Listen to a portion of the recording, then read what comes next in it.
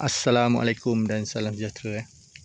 Okey, hari ni bermula rutin siram pokok setelah hampir 1 tahun tak bersiram menggunakan manual ni.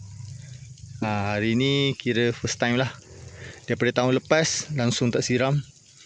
Tahun ni kemarau agak lain macam sikit. Sebulan dah tak hujan. Tengok . Kalau dalam 2 minggu tu ada hujan okey lagi, tak perlu siram lagi. Tapi kalau dah main 1 bulan ni tak hujan, kita siram lah. Okay, kita guna ni 360 darjah punya sprinkler ni. Tengok, kita nak bagi laluan kepada bunga-bunga yang banyak ni.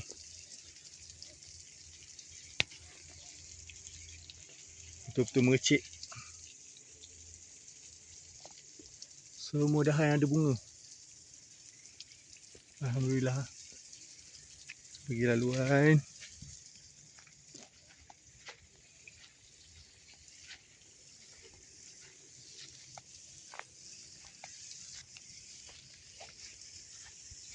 Okay, kali ni kita siram guna pump 3 inci.